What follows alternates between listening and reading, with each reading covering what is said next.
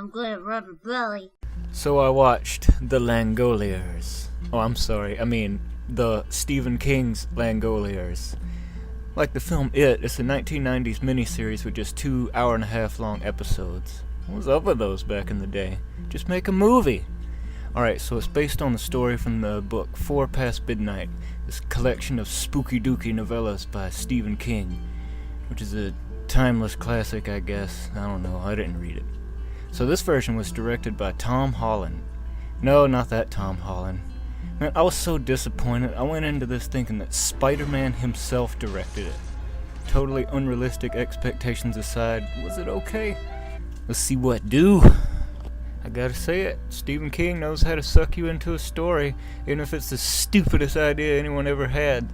The man could write a 1,000-page novel about going to Walmart to use the blood pressure machine and make it interesting somehow. Maybe the machine cuts people's arms off and a bunch of kids in striped shirts from the 60s have to fight it or something, I don't know. Personally, I think the most important part of a story is the beginning and the ending. You get people's attention right off the bat, and then you wow them in the end. I didn't see no tennis court. Alright, so we got your typical story of passengers in an airplane mysteriously vanishing for some reason, but not all the passengers. I swear this was an episode of The Twilight Zone. The good Twilight Zone. None of that second revival crap. That's right, you didn't get a second season, did you? Got my blood boiling. It's sort of like Left Behind, but, you know, not a complete dumpster fire. If the plot sounds stupid, it kinda is, but you really have to see it. It's all in the execution. Believe you me, this movie gets interesting about an hour in. We got a mystery on our hands, gang, and they killed Scooby! The premise doesn't matter too much, I think.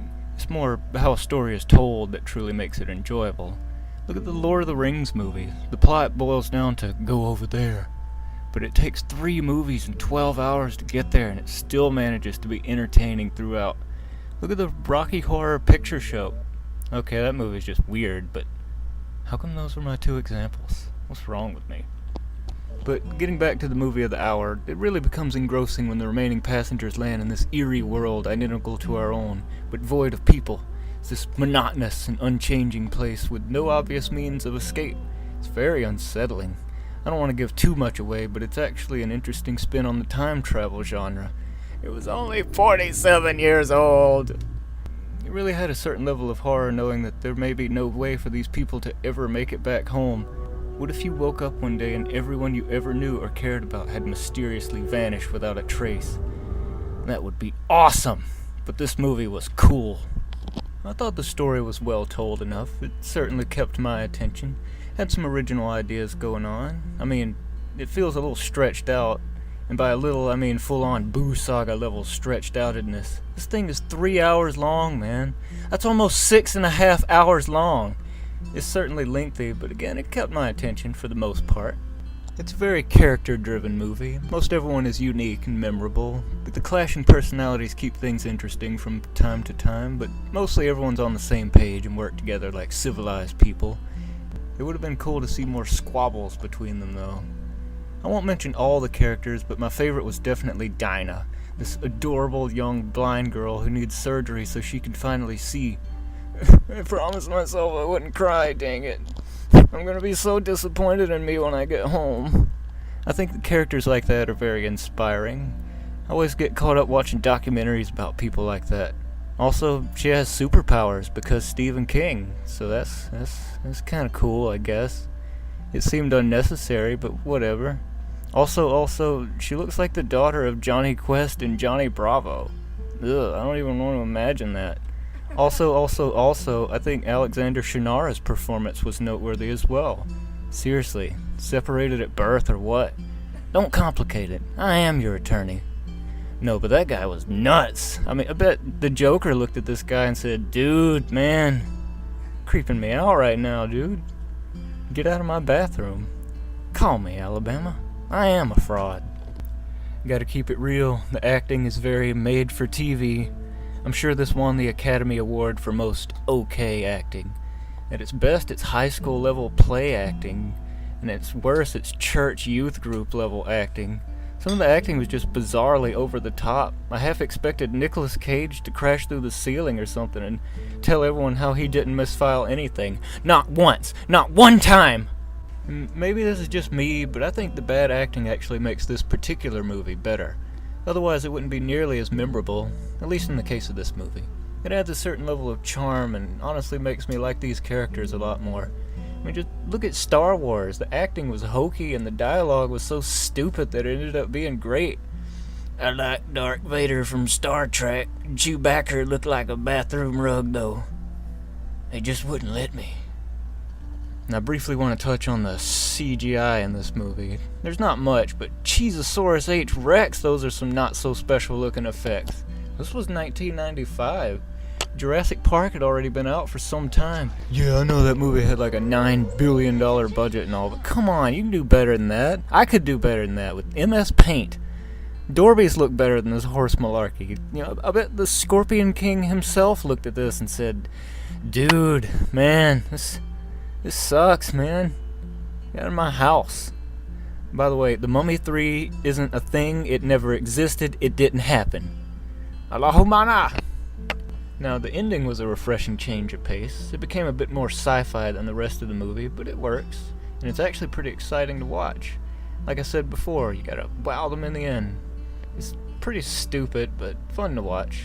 There was this very sad moment towards the end that made me cry a little. And by a little, I mean I was curled up in the corner, sobbing like a horse with no legs. Why won't you just shoot me, Wilbur? Seriously, I didn't want to see it happen, but it did. It was very depressing to me. I typically go to theaters by myself because I get way into the movies and cry way more than normal. I cry like a kitten with no whiskers, like a dog with no tail to wag when someone shakes the bag of food. I cry so much that babies tell me, "Suck it up, man." Dang.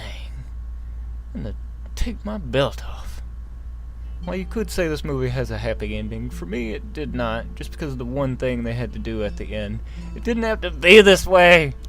With that being said, I can't really call The Langoliers a good movie. In fact, it's really bad.